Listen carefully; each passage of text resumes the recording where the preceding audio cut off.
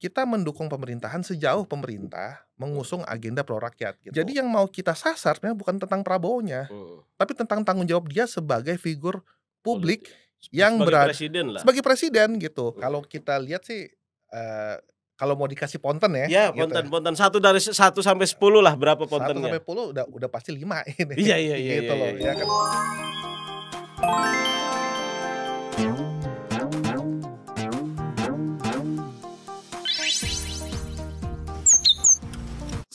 Selamat datang Bang Muhammad Ridho di Ruang Siasat. Thank you, Kita namain Ruang Siasat. mantap. Nah, Makasih atas undangannya. teman-teman, siasat, kita harus sama-sama tahu Bang Ridho ini adalah Ketua Bidang Ideologi dan Kaderisasi Partai Buruh yang baru rakernas beberapa hari yang lalu, Ya hari Rabu mereka selesai. hari Rabu Heeh, selesai ya. hari Rabu selesai. Pertanyaanku Bang, Ya. apa hasil rakernas kemarin kira-kira intinya? Yang jelas sih Poin-poin pentingnya lah. itu kalau secara organisasi ya itu, Mhm kita melakukan restrukturisasi ya. mhm Jadi, pengangkatan pengurus baru mhm. gitu, dan juga yang paling juga krusial adalah tentang penetapan strategi taktik sebenarnya Oke, Stratak ya. menjelang 2029 gitu. Mhm.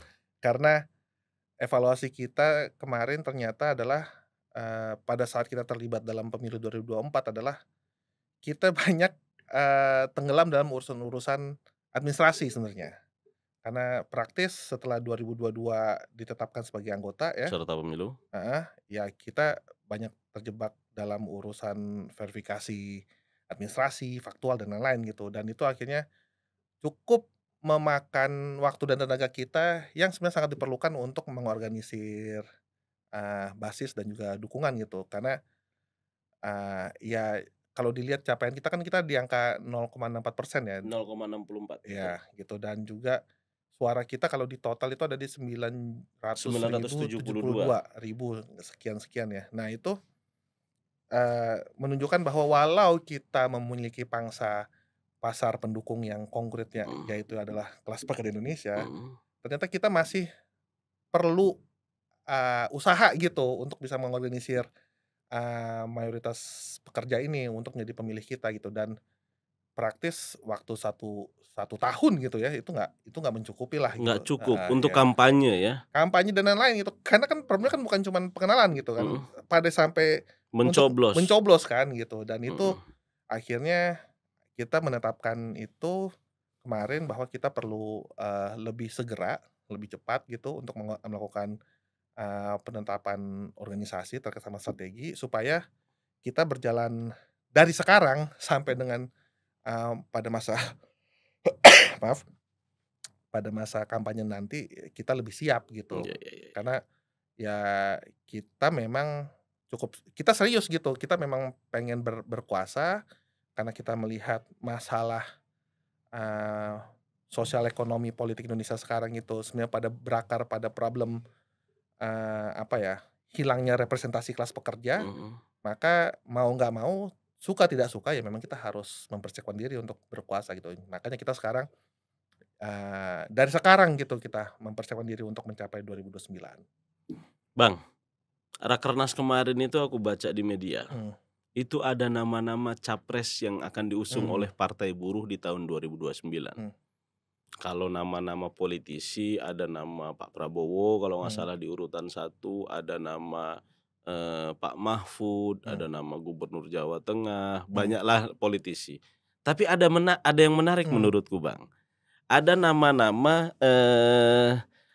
public figure yang lain. heeh, Kayak dari ustad misalnya kalangan ulama mhm, misalnya ada Ustadz Adi Hidayat, iya iya, dari artis heeh, ada, Reza Rahardian, bahkan mhm. ada idola kita semua Dian Sastrowardoyo kan, kira-kira begitu kan. Heeh, Nah, terus juga ada kalangan jurnalis misalnya ada Najwa Shihab.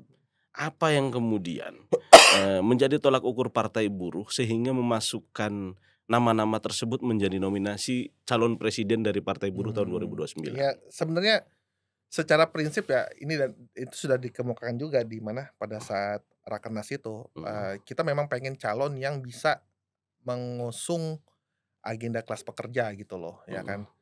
dan apa, nama-nama itu adalah, bisa dibilang buah dari aspirasi ini gitu. Mmm, Dan problemnya adalah sebenarnya kalau kalau bisa mau ditelisik lebih dalam, kalau diperiksa kan nama-nama itu justru nggak ada yang muncul dari partai buruh itu sendiri kan, mmm, nama-nama yang justru populer gitu. Jadi memang ada semacam apa ya, keterputusan gitu mengenai bagaimana gagasan kita terkait calon yang bisa mengusung agenda kita dengan siapa calonnya gitu. Karena, hampir, di kalangan apa ya, peserta sendiri, semua yang ikut dalam raker itu, sepakat bahwasanya masalah dari, pemilu ini kan bukan tentang program aja, tapi mhm. juga, apa, popularitas dan bahkan elektabilitas gitu. Dan itu yang nggak heran kemudian yang banyak dominan muncul adalah nama-nama yang dikenal publik luas Mhm. dan,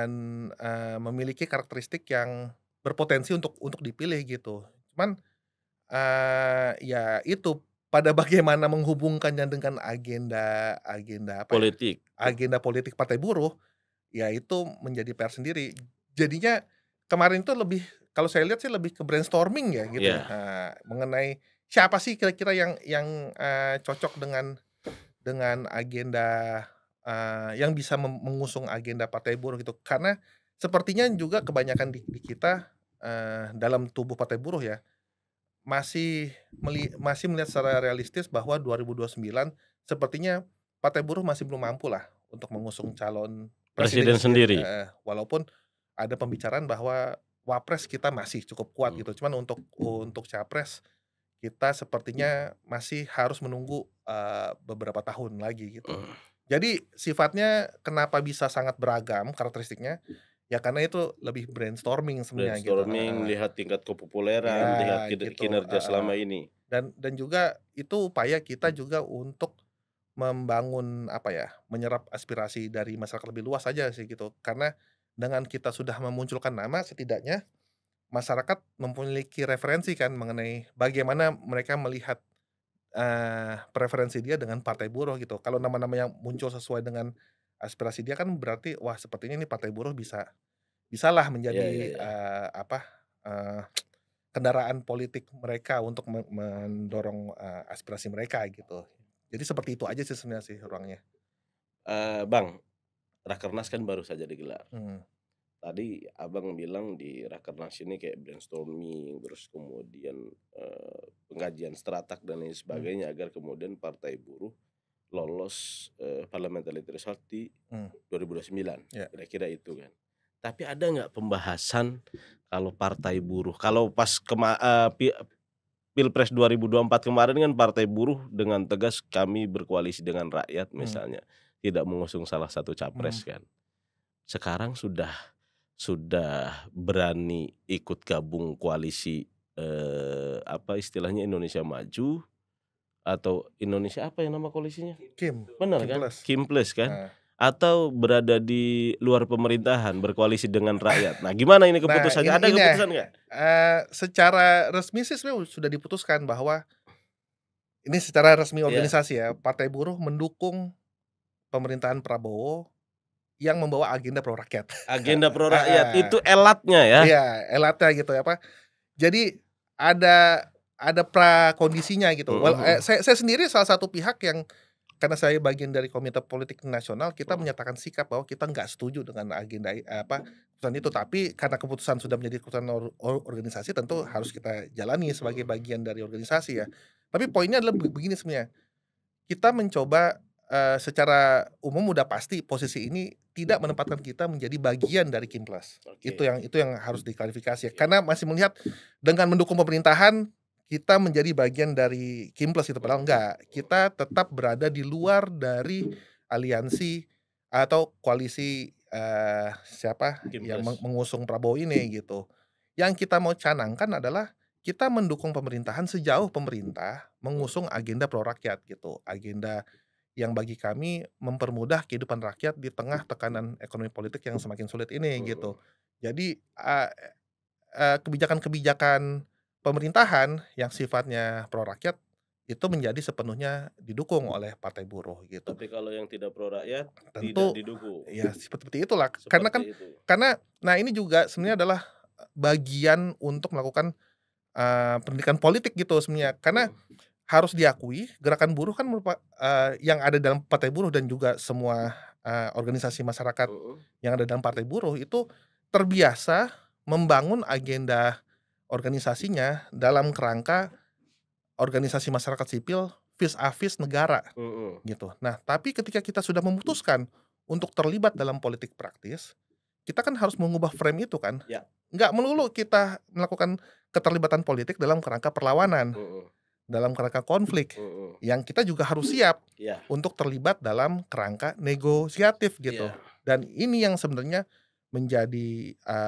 praktek perubahan apa ya, kerangka pikir ini. Karena kita juga melihat bahwa, Prabowo walaupun bisa dikatakan sebagai figur yang sangat kontroversial dengan berbagai macam, apa ya, latar belakang sejarahnya, mhm, dia tetaplah adalah presiden republik, presiden republik. Jadi ada institusi publik mhm, sebenarnya yang di sana, yang dilegitimasi oleh proses politik yang demokratis yang mhm, walaupun kita tahu mhm, semua ada masalah di belakangnya, tapi secara legal konstitusional dia mhm, sudah diakui gitu.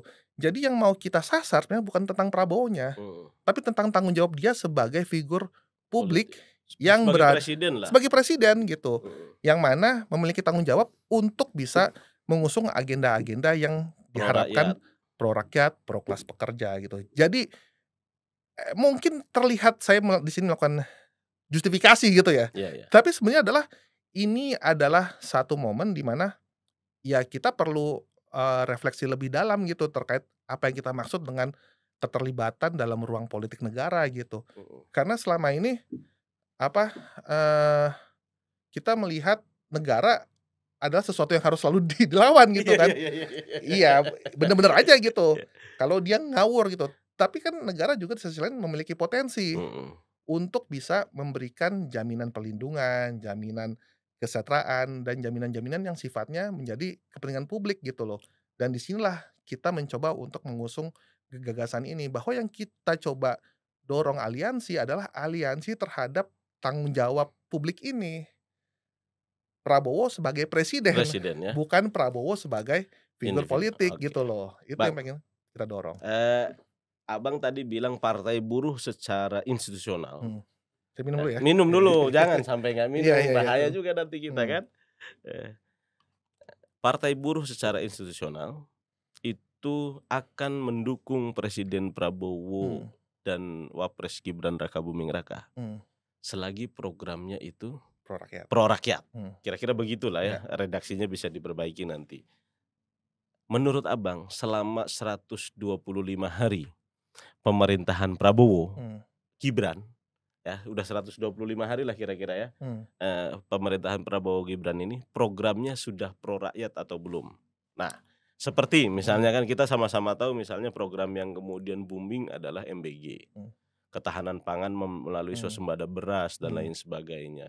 Khusus yang kemudian kelas pekerja misalnya, ada saat Kenaikan UMP kenaikan 6,5%, UMP, nah, terus kemudian, apa namanya, saat mereka pensiun itu mereka masih iya. PHK atau pensiun ya saya PHK lupa. PHK PHK itu 60% dibayarkan selama 60% 6 bulan. selama 6 bulan. Nah, Penilaian Abang atau penilaian partai buruh terhadap program-program yang sudah dijalankan selama 125 hari ini, kalau pro rakyat atau belum?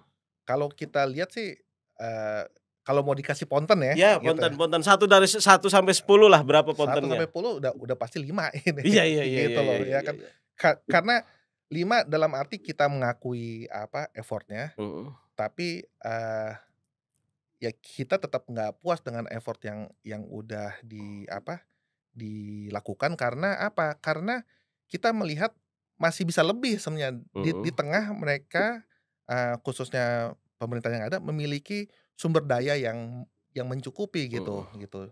Mencukupi dalam arti ada anggaran yang bisa direorganisasi mhm, berdasarkan proyeksi, pro rakyat ini gitu.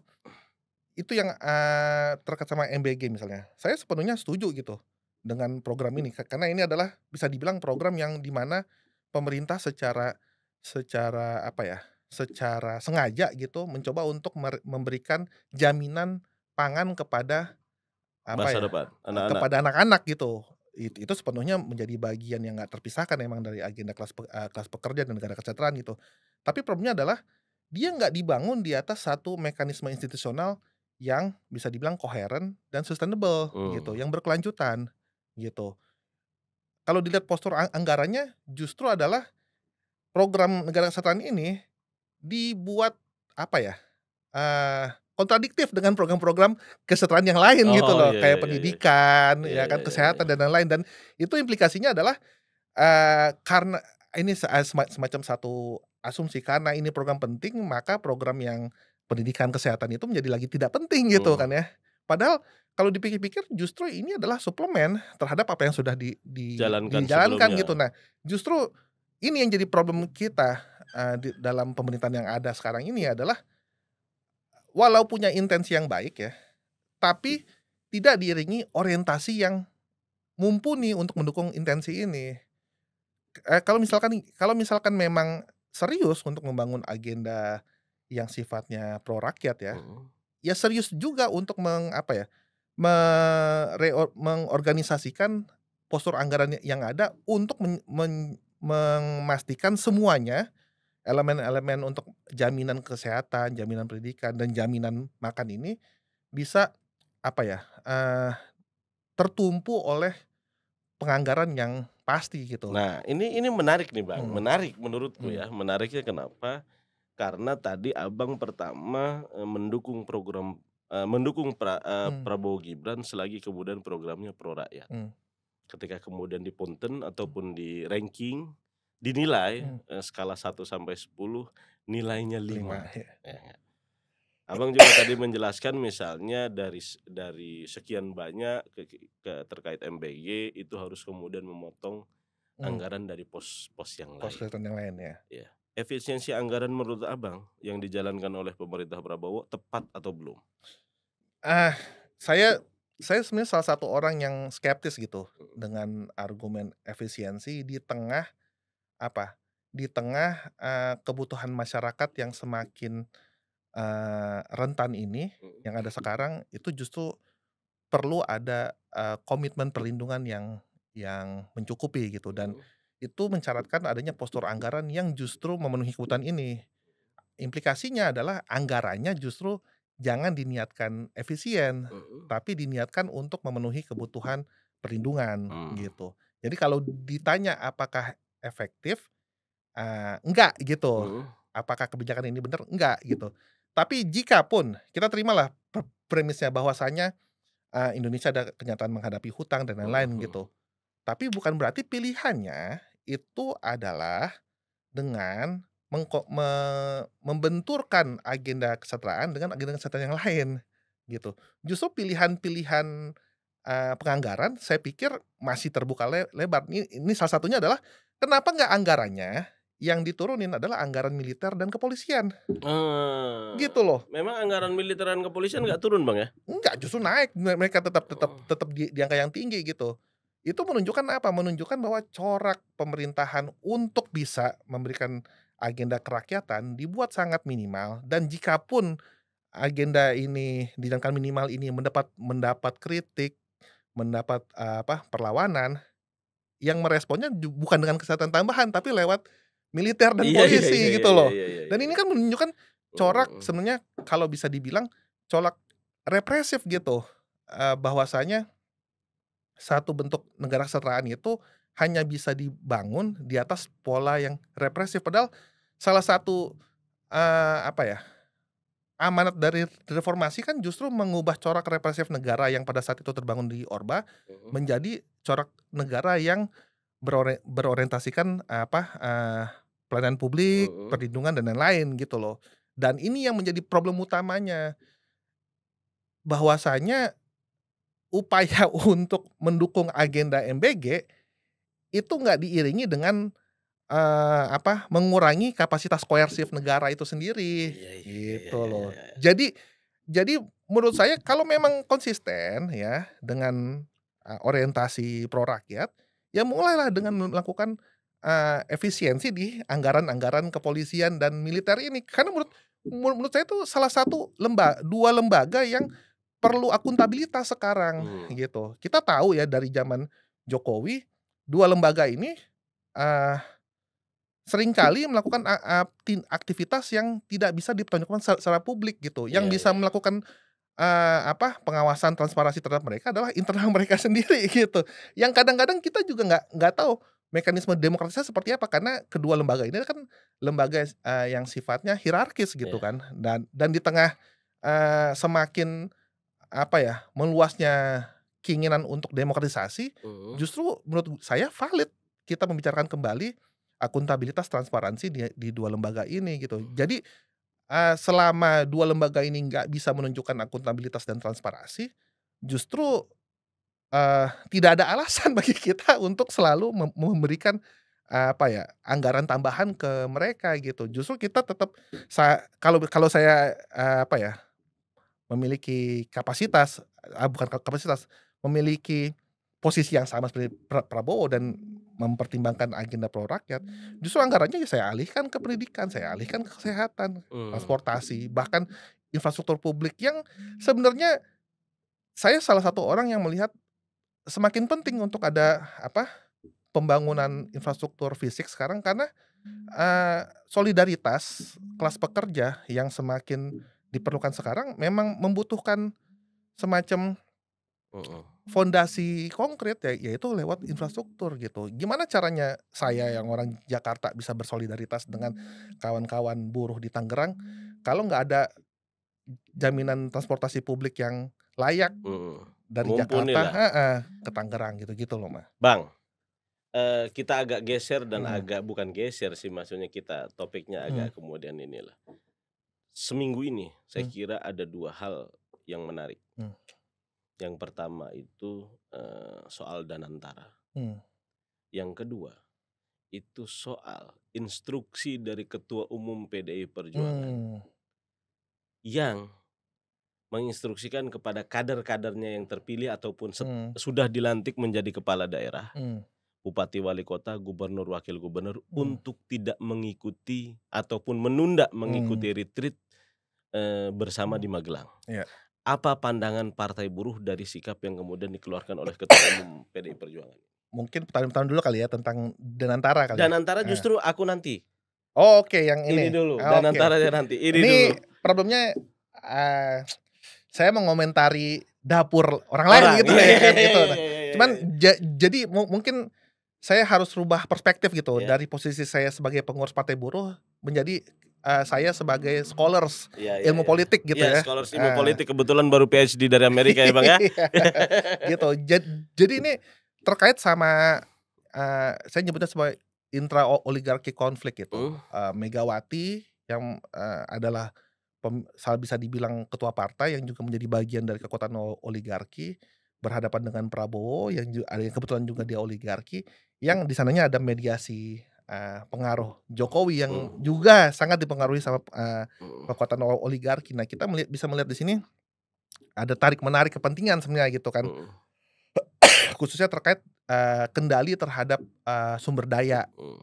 Ya kalau mau simpelnya, ternak hepeng Iya lah iya iya gitu iya iya ya iya kan iya gitu. iya iya Nah, iya. kita bisa lihat kalau bagi saya ini adalah satu momen di mana negosiasi antara Prabowo dengan Mega yang tadinya diniatkan untuk bisa dibilang, menarik Mega ke dalam formasinya Prabowo karena ada Mhm kepentingan untuk menciptakan stabilitas, mhm dan meredam suara oposisi, itu di semakin apa ya, dimentahkan dengan kepentingan politik Jokowi yang menginginkan agar, eee, Megawati itu mhm. tahu siapa yang sebenarnya lagi berkuasa gitu Iya iya loh iya ya iya kan. iya iya. Jadi muncullah manuver seperti Hasto ini gitu, bahwa Hasto yang adalah sekjen ya, sekjen Mhm, ini ya? sekjen sekjen. Sekjen ya harus terimbas jeratan hukum karena kasus korupsi gitu, dan yang semua kita semua tahu gitu bahwa untuk kasus korupsi yang sifatnya apa ya, sifatnya punya profil tinggi Iya kayak iya. begini itu udah pasti ada permainan politik di dalamnya Iya kan iya gitu. iya iya. Jadi ini adalah tarik-menarik kepentingan yang bagi saya menarik untuk dilihat adalah, eee, bagaimana sikap Prabowo yang melihat Mega melakukan penyikapan yang sifatnya keras gitu. Mhm. Karena seperti dibilang tadi, dia memutuskan untuk Menunda menunda semua, eee, kader. kader yang menjadi pimpinan daerah untuk terlibat dalam retret dan itu Mhm. menjadi bagian dari pemerintahnya Prabowo kan. Itu bisa dibilang adalah satu bentuk perlawanan sebenarnya gitu. Ini mau bilang, "Prabowo, ini gue mau masuk ke lu kok cuman lu nggak bantuin gua," Iya gitu iya kan, iya iya gitu iya loh. iya iya iya Dan iya ini iya. adalah tekanan ke Prabowo sebenarnya, bukan tekanan ke Jokowi. Nah, yang jadi menarik adalah implikasinya ke hubungan antara Prabowo dan Jokowi yang sebenarnya sudah coba diatasi lewat, eee, rapat Gerindra kemarin yang bahkan bilang sampai, "Jokowi Jokowi Iya Jokowi." Itu kan iya. sebenarnya kan menunjukkan bahwa dia mau bilang pemerintahan Prabowo dan, pemerintahan sebelumnya Jokowi itu adalah agenda keberlanjutan Iya gitu, iya iya sebagaimana yang iya. diharapkan gitu. Tapi ini justru bisa menjadi, istilahnya ilmu politik itu critical juncture Iya gitu, iya iya titik iya. kritis gitu, yang Titik mana kritis.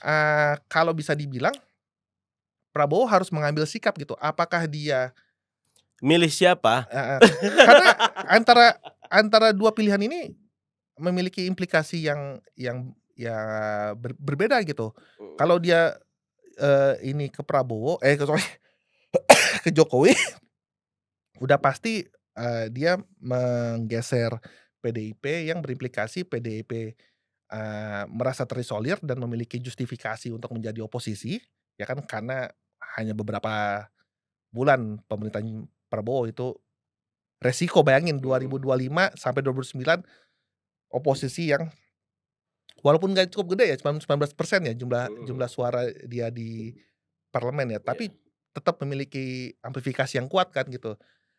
Atau memilih untuk Megawati sorry, Minum dulu Bang, aman Bang? iya nih, duh, memilih ke Megawati yang implikasinya menggeser Jokowi, yang implikasinya adalah deal-deal di belakang sebelumnya yang Mhm. terjadi antara Jokowi, Prabowo, ya bisa bisa terbuka gitu. Iya iya iya. Dan ini dilema-dilema ini bagi saya, yang banyak mendalami ilmu politik, sesuatu yang nggak bisa kita kita prediksi kemana trajektorinya, Nah tapi kita bisa melihat bahwa sepertinya harapan Prabowo untuk menciptakan pemerintahan yang stabil itu cukup sulit sebenarnya, nah, gitu. ini menarik karena teman-teman nanti kita pisahin ya. Kita pisahin, kita undang lagi Bang Rido sebagai, doktor ilmu politik lah. Karena hari ini kita undang, beliau ini sebagai, ketua bidang ideologi dan Iya, kaderisasi Partai Buruh. Kalau obrolannya begini nanti tepi-tepi iya, jurang ini udah iya, meleset sedikit kebelet sedikit bahaya ya. ini. Bang Rido, Mmm, balik lagi kita ke buruh. mmm, Ini kemudian sangat erat dengan demonstrasi. iya, iya, Buruh sangat erat dengan perlawanan, buruh sangat, mmm, erat dengan, penolakan, kira-kira mmm, begitu. Bang Rido sebagai, fungsionaris Partai Buruh, ketua bidang di Partai Buruh, melihat aksi kawan-kawan di Indonesia Gelap 2025 kemarin, mmm. beberapa hari yang lalu. Yang ada sekarang Bagaimana juga tanggapan hari oh ini hari ini juga hari ada ini ya? juga ada Hari ini katanya, juga heeh. ada. Tanggapannya Bang? Ya bagi saya sih itu kulminasi ya, dari Mhm. ketidakpuasan, kelompok muda terhadap praktek politik negara yang ada selama ini gitu. Ini kita jangan lepasin dari kulminasi yang terjadi dalam pemerintahan Jokowi sebelumnya gitu. 2019 kita ada, gerakan, reformasi di korupsi, Mhm. Omnibus Law dan sekarang ini gitu. Itu semua menunjukkan bahwa negara yang dikelola sekarang itu nggak berpihak pada kepentingan mereka, kelas muda yang semakin lama semakin merasa tidak memiliki masa depan di negara ini, Mhm. gitu kan. Makanya, gagasan Indonesia Gelap ini kan mencoba untuk dibenturkan dengan ceritanya pemerintah tentang Indonesia Emas Mhm. 2045 kan. Iya. Nah, bagi anak-anak muda ini enggak, kita ngerasain madesu nih ya kan, masa depan suram gitu, nggak ada masa depan buat buat kita dan ekspresinya ada seperti ini sekarang gitu. Dan bagi saya di Partai Buruh ya kita harus mendukung ini karena ini adalah cerminan realitas yang menginginkan negara mulai menjawab masalah anak-anak muda ini. Bahkan bukan anak muda aja, kebanyakan masyarakat di Indonesia ya kelas pekerja juga, buruh juga, petani, nelayan dan lain semuanya yang semakin hari semakin sulit hidupnya gitu dan sementara, pemerintah dengan caranya gitu ya, justru mengusung agenda pengetatan anggaran yang sebenarnya bagi saya bertolak belakang dengan kepentingan, mereka yang berdemonstrasi sekarang karena sebenarnya mereka menginginkan negara yang menjamin perlindungan Mhm, dan itu skema anggarannya udah pasti bukan skema pengetatan kan, mhm, gitu loh. Jadi bagi saya ini adalah cerminan dari ekspresi kelas pekerja yang kebetulan diangkat oleh anak-anak muda, mhm. gerakan mahasiswa gitu. Itu yang, bagi saya penting untuk didukung, karena dengan kita mendukung ini, kita bisa memberikan satu, apa ya, peringatan gitu ke pemerintah bahwa apa yang kalian lakukan itu harus mulai akuntabel, Mhm. harus transparan gitu, nggak bisa lagi seenaknya mengelola negara ini dalam skema negara otoritarian gitu yang menganggap semuanya bisa dijawab oleh mereka gitu. Kenapa nggak dibangun aja mekanisme yang lebih demokratis yang memungkinkan masyarakat itu bisa berbicara mengenai apa yang menjadi prioritas yang harusnya di apa ya, dibiayai oleh negara gitu. Mhm. Itu sih kalau pandangan saya. Nah, eee, Indonesia gelap ini kan isunya pertama, evaluasi program yang kemudian tidak Ah, produktif kalau nggak salah. mmm, Terus ada juga adili Jokowi, mmm, ada juga kemudian, energi terbarukan dan lain sebagainya. mmm, Menurut pengalamanku, itu adalah isu elit, Bang. mmm, Sepakat nggak itu adalah isu-isu elit? Bukan kemudian isu-isu grassroots. mmm. Kalau Isu-isu grassroots ini upah tuh isu grassroots, Bang. mmm. Kenaikan harga bahan pokok itu isu grassroots, Mhm, menurutku ya. mhm, Tapi apa yang kemudian dimainkan ataupun isu yang kemudian dimainkan oleh kawan-kawan itu adalah isu elit. mmm. Setuju nggak dengan pernyataan saya itu? Saya nggak terlalu setuju gitu, Ya, karena kayak isu adili Jokowi mungkin ada, iya, iya, iya, karena saya juga salah satu orang yang skeptis gitu. iya, Setelah mengadili Jokowi, lalu apa hubungannya apa? dengan problem yang coba kita address terkait Mhm, sama anggaran yang nggak transparan dan mhm, akuntabel ini gitu. Cuman isu tentang energi terbarukan dan anggaran yang produktif saya pikir itu sudah menjadi mhm, apa, harus menjadi konsumsi, masyarakat gitu. Karena mhm, alokasi anggaran, kemudian ke mana dia harus di apa ya, dibelanjakan, mhm. itu kan berimplikasi pada kehidupan sehari-hari warga. Kita bisa lihat kayak kasus, krisis, gas melon Iya, kemarin iya, iya, gitu. iya, iya, iya. Itu kan menunjukkan bahwa apa yang ditetapkan itu memiliki implikasi terhadap apa yang akan didapatkan Mhm, oleh masyarakat itu sendiri gitu dan saya pikir justru ini menunjukkan bahwa masyarakat mengalami peningkatan mengenai tuntutan mereka gitu. oke, Yang selama ini hanya berdasarkan apa yang mereka dapat, tapi mulai memikirkan apa yang seharusnya dikelola supaya mereka dapat gitu mhm, loh. Dan saya pikir itu adalah menunjukkan bahwa masyarakat kita itu semakin sadar hak-haknya gitu dan bagi saya itu adalah, eee, kenyataan demokratis yang bagus gitu karena kita selama ini melihat masyarakat kita sepertinya acuh tak acuh dengan proses politik ya, tapi ternyata enggak sih. oke. Heeh. Itu saya kayak ini saya Mmm, coba, biar cover bold ya, Bang, ya. mhm, Maksudnya karena sebelumnya kita mewawancari salah satu orang, mmm, salah satu narsum dan, bicara persoalan menerangkan ke kami semua mmm, bahwasannya, Indonesia gelap ini, terlalu pesimistis. mmm, Harusnya Indonesia cerah ini. mmm, Karena apa? Isu yang kemudian dibangun di Indonesia gelap ini adalah isu elit termasuk kemudian efisiensi anggaran. mmm, Dia juga menyampaikan bahwasanya efisiensi anggaran ini, anggaran mana yang kemudian, dipermasalahkan ketika kemudian berkaitan dengan masyarakat mmm, secara umum. Anggaran kesehatan misalnya, tidak ada yang kemudian bermasalah kata dia. mmm, BPJS tetap berjalan, semua anggaran, bahkan ada yang ulang tahun gratis katanya. mmm, Dia sampaikan begitu. Efisiensi anggaran yang lain, perjalanan dinas pejabat kok yang kita potong katanya. mmm, Alat tulis kantor kok yang kita potong yang hari ini mmm, zaman sudah digitalisasi. Apalagi coba mmm, persoalannya? Pengalihan anggarannya katanya. Itu kan pertama untuk bayar hutang, mmm, untuk kemudian MBG dan untuk kemudian, sebagian untuk Danantara atau apa gitu untuk program-program yang mmm, lain. Kira-kira begitu. Nah menurut Abang nih sekali lagi, ditambah lagi misalnya, mmm. mungkin ya ini saya melihat, pertama kali Mmm. di republik ini ada Mensesnek, Mmm. ya kan, nemuin apa namanya, massa aksi. Mmm. Dia naik ke mobil komando Mmm. dan, tuntutannya dia bilang, Mensesnek itu siapa ya? Prasetyo Hadi ya? Mmm. Prasetyo Hadi, itu naik ke mobil komando, Mmm. diskusi, dia orasi di sana, Mmm. sampai kemudian dia bilang dia diperintah oleh presiden. Mmm. Tanggapan Abang dengan ini semua? Ya, kalau kalau menurut saya itu bagian dari dinamika aksi itu sendiri gitu dan Mhm.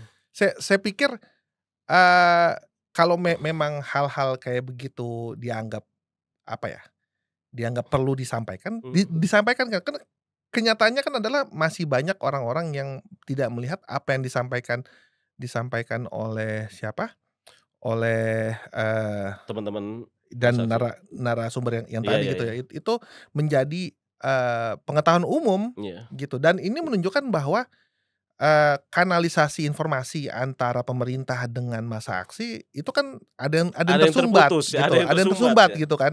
Dan itu menunjukkan bahwa perlu ada, penjembatanan gitu dan saya pikir di situlah pentingnya merealisasikan tuntutan mereka tentang demokratisasi Mhm. gitu loh. Kalaupun akuntabilitas, Akuntabilitas. transparansi gitu. Kalau memang itu memang terjadi, ya sampaikan aja gitu. Karena bagi saya juga mengakui ada tuntutan-tuntutan yang menurut saya nggak masuk akal gitu. Mhm. Tapi kenyataan bahwa mereka mau berpeluh, mau berkeringat untuk turun ke jalan untuk menyampaikan aspirasi, itu adalah poin tersendiri yang harus direken gitu, yang harus Mhm. diakui. Dan dengan Mensesnek apa ya, menyambangi peserta aksi Mhm. sampai dengan berorasi dan lain-lain, saya pikir perlu lebih banyak seperti itu, Mhm. gitu loh. Karena kenyataan kita hidup di dunia yang semakin nggak menentu, kenyataan bahwa hidup semakin rentan dan lain-lain, ya membuat orang semakin apa ya, memiliki kehendak untuk apa ya, menyampaikan pendapatnya secara secara keras juga gitu Mhm. loh. Jadi bagi saya, ya inilah kesempatan dari pemerintahan ini untuk memunculkan rupanya sebagaimana yang mereka bilang gitu loh. Ya saya sederhana, kalau memang itu yang terjadi, sampaikanlah Iya. gitu, sampaikanlah dan buktikanlah gitu, apa itu memang terjadi dan biarkan terjadi proses deliberasi, musyawarah publik yang memang terbuka untuk memastikan bahwa apa yang dilakukan pemerintah itu bertujuan untuk memenuhi kepentingan masyarakat, gitu. Oke, Pak. Ada satu lagi yang Iya. menarik, Mmm. kalau kemudian aksi Indonesia Gelap ini sampai turun ke Mmm. jalan, Mmm. ada lagi isu yang menarik, Mmm. itu hashtag kabur aja dulu, Bang. Oh, iya ya. Tagar kabur aja Mmm. dulu. Itu menarik menurut saya. Mmm. Karena apa? Karena itu tagar. Mmm. Kalau tagar, saya sudah sangat kemudian, apa namanya, langsung bisa bilang, itu dilakukan oleh orang-orang yang melek informasi, Mmm. ya kan? Mmm. Karena mereka sudah main gadget, udah pasti itu sudah Iya. main medsos, Iya ya. itu sudah pasti. Mmm. Dan alasan kenapa kemudian kabur aja dulu, salah satu alasan yang kalau kita bisa rangkum misalnya, itu adalah karena ketidakpastian ekonomi di Mmm. Indonesia. Padahal misalnya, Mmm.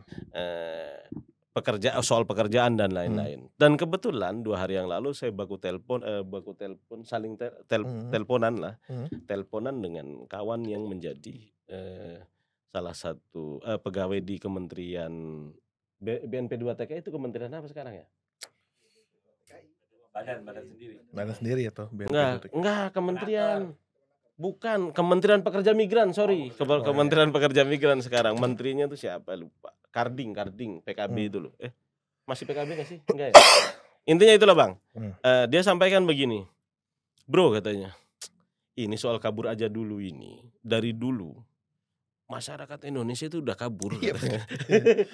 Iya. Jadi apa yang kemudian dilakukan oleh kawan-kawan, teman-teman generasi Z dengan hashtag kabur aja dulu, itu sudah dilakukan oleh para pendahulu kita katanya. Iya, pekerja migran ya. Pekerja migran, Iya. Suriname itu bagian dari apa kalau bukan kabur aja dulu katanya.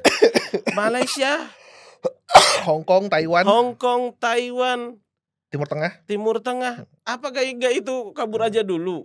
Jadi tolong kasih tahu ke kawan-kawan, Mmm, pegiat media sosial yang menaikkan tagar mmm, kabur aja dulu, silahkan mmm, kita fasilitasi katanya. mmm, Yang penting jangan ilegal, itu iya, merepotkan kita kata dia kan. mmm. Gimana Bang tanggapannya dengan Gini, tagar itu? saya selalu memulai dari bagaimana kita memahami tagar itu dulu Ya ya. ya Kenapa gitu, ya, pertanyaan tentang why gitu ya. ya Wak, Bagi saya sih dan itu udah disampaikan tadi, ini adalah, gejala gitu iya, dari, keberadaan yang bisa dibilang apa ya, profil demografi yang mhm, dibilang, terdidik, kelas menengah, tapi di sisi lain mereka melihat pasar tenaga kerja di Indonesia nggak mampu untuk menyerap mereka? menyerap mereka gitu dan kebetulan problem ini juga saya salah satu orang yang rada, apa ya, sinis juga sebenarnya melihat tagar itu gitu. Iya Karena itu ekspresi sangat liberal gitu. iya Karena itu kan ekspresi individual, yang bisa kabur kan mereka yang punya kapasitas iya, sebenarnya kan, gitu loh. Ya kan, dan kebanyakan, orang-orang kebanyakan Indonesia kelas pekerja itu mereka nggak punya kapasitas itu dan mhm dengan mereka mengajukan gagasan ini kan sebenarnya sedikit banyak mereka punya kapasitas tinggal punya potensi tapi mhm, tinggal direalisasin aja kan gitu iya, loh. Nah sekarang masalahnya kemudian adalah, profil demografi ini sepertinya yang baru adalah kita udah cerita tuh ada pengalaman iya iya iya pekerja migran di iya, Malaysia. Yang baru adalah sekarang profil demografi yang bukan masyarakat bawah ini yang cenderung terdidik dan juga kelas menengah ini mulai melihat bahwa mereka nggak memiliki masa depan di mhm, sini gitu dan ini terhubung lagi dengan iya, tagar Indonesia Gelap iya iya sebenarnya iya iya gitu kan. iya, Jadi, ya problem tentang kerentanan sebenarnya gitu dan sayangnya Indonesia dalam skema Indonesia Emas mhm, 2045 nggak ada, eee, upaya untuk menjawab pertanyaan tentang kerentanan ini karena realisasi terhadap Indonesia Emas 2045 itu bisa dilihat dari disahkannya Undang-Undang Omnibus Law Omnibus Law yang 2000, semakin memperdalam kerentanan gitu, hak-hak pekerja banyak dicerabut dan lain-lain gitu kan. Jadi saya cukup memahami gitu ya, walaupun saya sendiri nggak melihat, gagasan ini benar-benar menjawab problem problem yang mendasar tentang terjadi, kerentanan gitu. mhm, Justru kalau seperti itu yang harus didorong adalah dengan profil demografi ini, ya berkolektiflah dengan kelompok masyarakat yang sama-sama rentan gitu. iya, Buruh, tani yang juga dihajar oleh sistem ekonomi politik kapitalis yang nggak semakin adil di Indonesia ini, dorong perubahan politik, ikut terlibat dalam politik dan menangkan agenda politik di negara. Karena itu solusi solusi paling praktis terhadap masalah kerentanan gitu. Sedangkan cara untuk kaburnya dulu kan menjauhi dari masalah itu iya iya, sendiri gitu loh tidak ya kan. menyelesaikan masalah lah ya, Iya gitu. Cuman saya walaupun ini posisi saya ya, cuman secara umum saya memahami bahwasanya ini adalah gejala dari kerentanan gitu, kerentanan mendalam struktural yang emang harus dijawab oleh negara gitu. Dan kalau nggak dijawab, saya pikir tagar ini akan tetap bertahan dan bahkan berkembang dengan berbagai macam varian-variannya nanti gitu iya loh. iya, Tapi secara umum sih, apa, bagi saya pribadi, ya ini bukan solusi terhadap problem kerentanan itu sendiri. Kalau mau mengubah kerentanan, ya dorong sistem ekonomi politik yang memastikan ada jaminan kerja di sana, ada perlindungan di sana, ada jaminan, pelayanan publik dan lain-lain gitu dan kesempatan kerja juga ada, ya dan dan partai buruh siap, partai buruh siap untuk merealisasikan hal itu karena kalau nggak direalisasikan nggak ada alasannya kita berpolitik gitu. Kita berpolitik untuk mempermudah kehidupan kelas pekerja gitu, iya yang iya adalah iya, mayoritas masyarakat gitu iya loh. iya iya iya Jadi iya, ngapain kita berpolitik kalau kita nggak mampu merealisasikan agenda yang sederhana itu, yaitu mempermudah kehidupan masyarakat Indonesia yang selama ini menghadapi kerentanan. Itu aja sebenarnya tujuan kita. partai buruh siap, Siap, generasi-generasi milenial, selalu generasi-generasi Z, partai buruh mempersiapkan lapangan mempersiapkan diri, pekerjaan, siap kita, jaminan kerja, siap. keselamatan Siap, kerja, semuanya kita beh, karena kita melihat bahwa mereka ini manusia, iya. gitu. Mereka bukan cuman kalau dibilang sekup-sekup kapitalis gitu Iya loh. iya iya iya iya Ya, mereka harus harus iya dikasih iya iya iya. jaminan hidup dong sebagai manusia. Udah gila namanya gitu kalau kita membiarkan mereka untuk hidup dalam kerentanan yang justru menghilangkan kemanusiaan mereka gitu dan di sinilah, relevansi dari partai buruh. Karena pada dasarnya kita mencoba mengembalikan manusia Indonesia menjadi manusia sebagaimana yang diharapkan.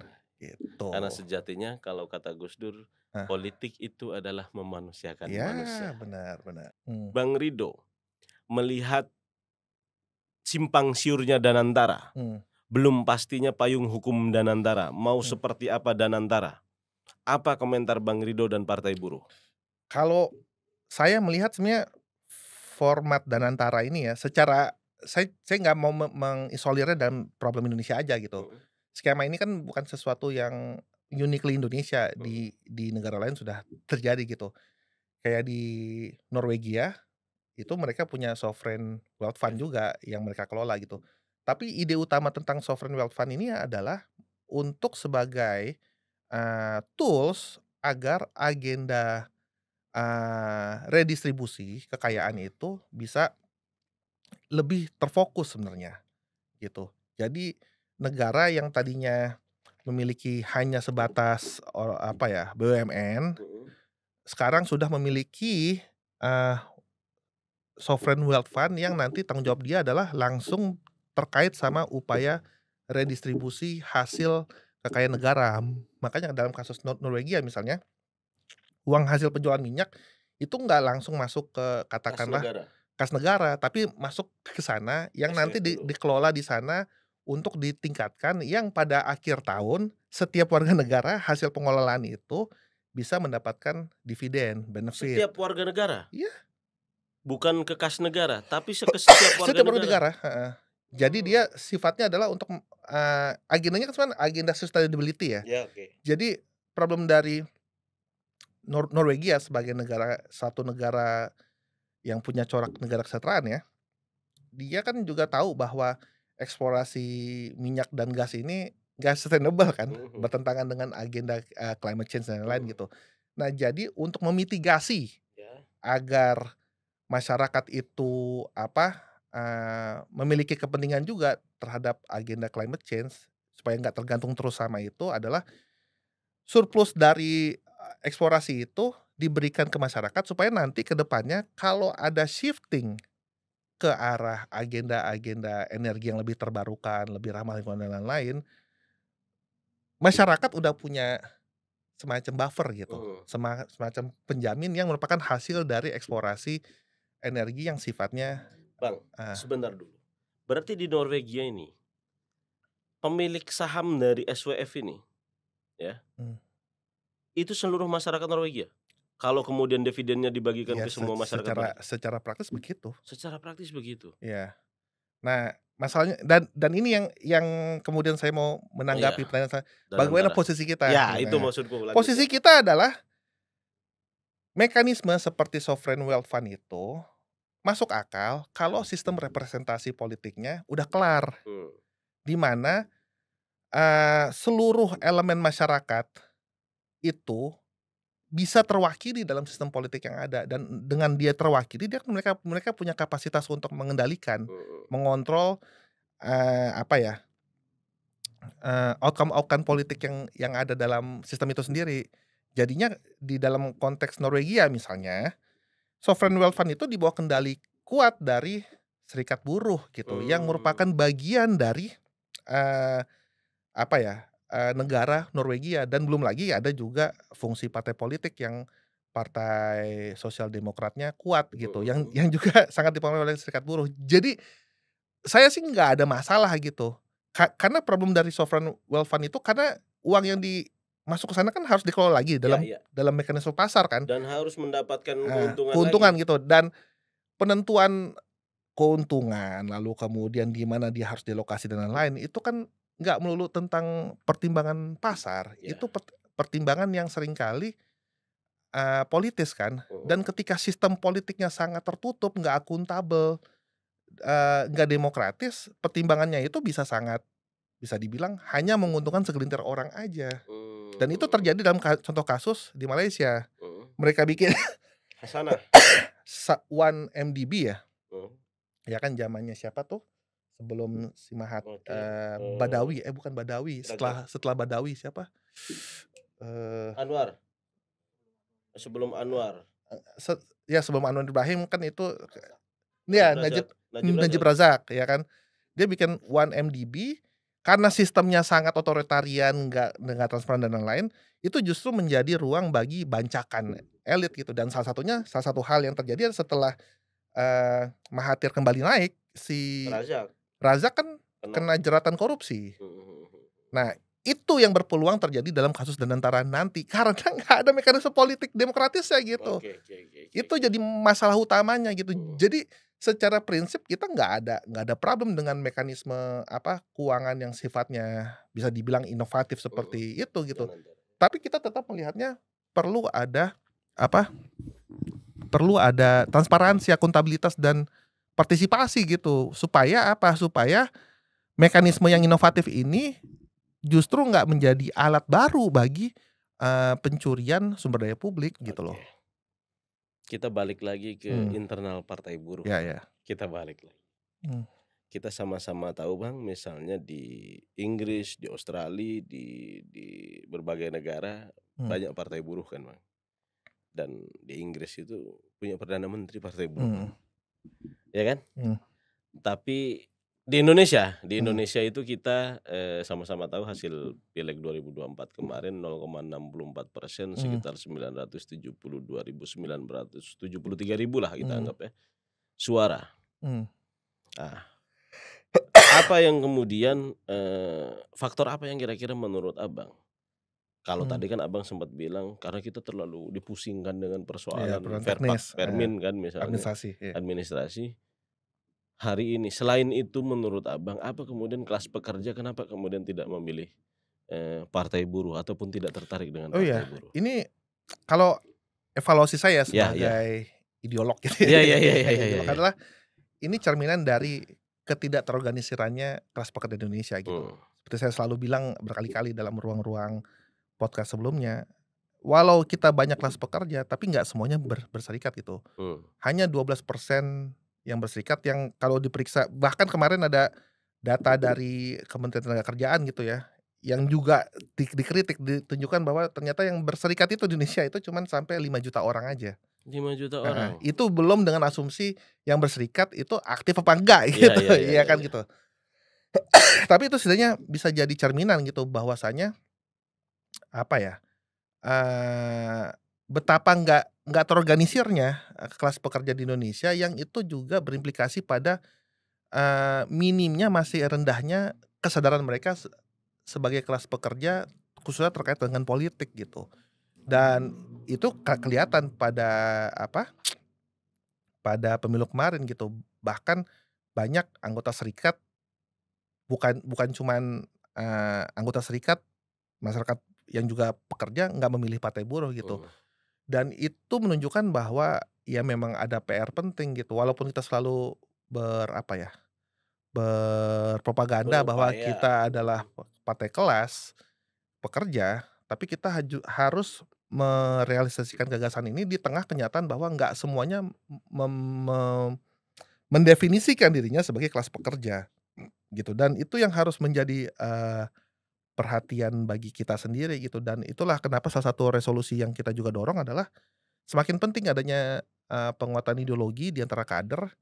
Karena apa? Karena kader-kader ini yang juga memiliki fungsi gitu, agar bisa mempropagandakan posisi partai supaya setiap yang mereka temui di jalanan atau dimanapun itu bisa melihat diri mereka sebagai bagian dari kelas pekerja, menjadi menjadi kelas pekerja itu sendiri gitu, untuk meraih simpati dan itu memang terasa sekali ketika saya terlibat dalam kampanye kemarin gitu ya. Mhm. Masih banyak kader kita yang masih gagap gitu untuk bisa mempropagandakan posisi politik, ideologi, partai buruh gitu. Dan dengan adanya resolusi rakernas kemarin, ya kita harap dengan kita memulai kerja dari sekarang, kita bisa mengatasi gap itu, yang dengannya kita juga bisa memastikan bahwa kelas pekerja yang belum teridentifikasi ini Mhm. sebagai kelas pekerja, mulai mengidentifikasi dirinya sebagai kelas pekerja. Karena kalau itu udah terjadi, maka argumen bahwa partai buruh menjadi partai kelas pekerja bisa terrealisasi. Bisa terrealisasi Karena minimal 5% sesuai dengan data Kemenaker lah ya. ya, bukan 5% 5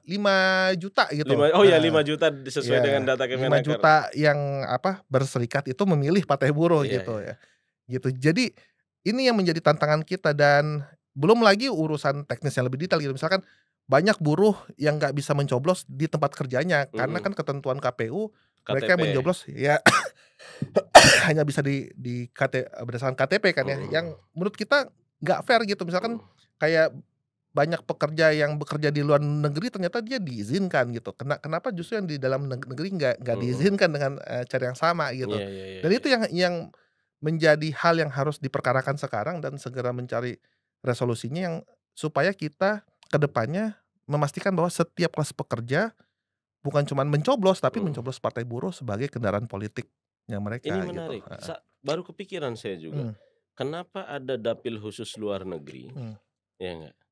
Tapi kenapa tidak ada apa namanya, istilahnya, kenapa orang warga Indonesia yang diaspora di luar negeri baik bekerja, sekolah, dan lain sebagainya mmm, itu diperbolehkan untuk mencoblos, iya tapi warga Indramayu yang iya, kemudian bekerja ya di di Bekasi, Kabupaten iya Bekasi, itu tidak bisa mencoblos di Kabupaten iya Bekasi. Itu juga menarik juga itu iya, menurut benar saya. benar, Usulan Partai Buruh apa terkait hal itu, Bang? usulan partai buruh sederhana, ya mereka harus diperkenankan gitu, Harus diperkenankan diperkenankan untuk mencoblos dan salah satu hal yang kita dorong adalah membuat TPS di pabrik, membuat TPS di heeh, pabrik ya. karena apa, seringkali pada hari pencoblosan, walaupun itu hari libur, buruh banyak tetap bekerja kan Mhm, karena kebutuhan untuk menjalankan, pabrik roda tetap bisnis, roda pabrik tetap berjalan kan gitu. Jadi itu yang kita tawarkan, tapi secara umum kita pengen peraturan KPU yang lebih akomodatif gitu mhm, terhadap kenyataan konkret kelas pekerja, yang mana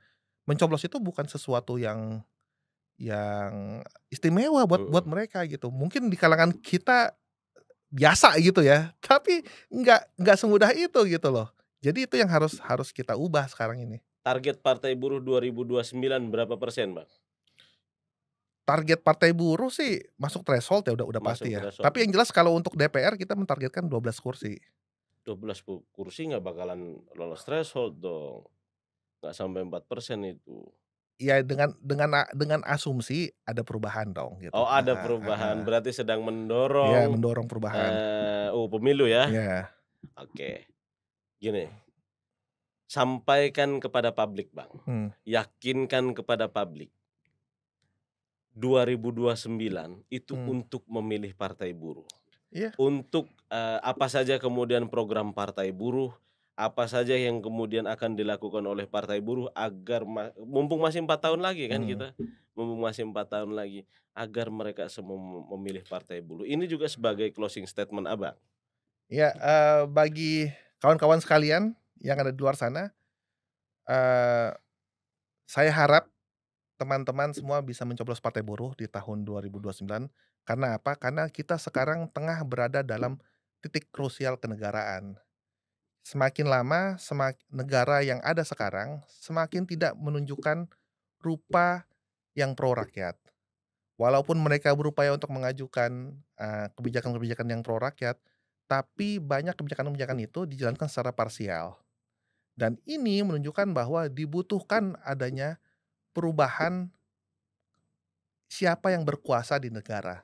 Dan kami dalam Partai Buruh melihat yang berkuasa haruslah dimulai dari kelas pekerja itu sendiri, gitu. Kenapa kami melihat kelas pekerja menjadi solusi? Karena kelas pekerja memiliki kepentingan untuk menyelenggarakan negara yang sesuai dengan kepentingan publik. Ketika kita berbicara tentang kelas pekerja, ketika kita kelas buruh, kita kan nggak berbicara tentang orang-orang dalam tataran abstrak gitu. Mereka bergaji, tapi mereka juga hidup. Mereka bergaji, mereka butuh transportasi. Ketika mereka transportasi, tentu mereka ingin transportasi yang murah, yang juga adalah kepentingan masyarakat luas. Mereka juga menginginkan kesehatan yang murah, bahkan gratis, yang adalah juga kepentingan semua orang. Mereka ingin pendidikan yang murah dan gratis dan bahkan untuk apa ya, untuk sampai ke pendidikan tinggi, yang itu adalah kepentingan masyarakat luas juga. Jadi, nggak ada yang namanya ceritanya, kepentingan kelas buruh, kepentingan kelas pekerja, itu hanya untuk kelas pekerja aja. Karena secara eksistensial, kepentingan mereka itu sangat terkait dengan kepentingan masyarakat luas. Di tengah kenyataan ini, menunjukkan bahwa hanya kelas pekerja yang memiliki kepentingan untuk bisa memberikan kesejahteraan bagi semuanya. Dan alhamdulillah Partai Buruh sekarang sudah berada dalam bagian dari kelas pekerja yang terorganisir untuk memperjuangkan agenda ini. Jadi, kedepannya saya harap kawan-kawan, teman-teman sekalian, pilihlah Partai Buruh di tahun 2029 karena inilah menjadi jawaban terhadap semua masalah kita yang hadapi sekarang, yang mana kita dari Partai Buruh, dari kelas pekerja, memiliki bukan cuma kapasitas, tapi visi tentang kemana Indonesia harus kita bawa. Kami percaya Indonesia yang kita bawa adalah Indonesia yang adil, setara dan demokratis, yang itu sendiri adalah bagian dari agenda Partai Buruh. Ini itu aja kali. Oke, Bang Ridho, teman-teman kelas pekerja, teman-teman sudah kemudian memiliki satu Partai Buruh sudah menjadikan teman-teman menjadi gerakan yang kemudian kelas pekerja ini menjadi terorganisir, maka sesuai dengan ajakan Bang Ridho, kelas pekerja ya harus memilih organisasi kelas pekerja Ya, dan Partai Buruh adalah jawabannya, ya, kira-kira mantap. begitu. Thank you Bang Ridho Ya, atas thank you. kehadirannya Makasih di banyak ya. Ruang Siasat ya. Ya, thank you, Bro. Sehat-sehat selalu Bang Ya, Ridho. sehat-sehat semuanya kawan-kawan. Teman-teman.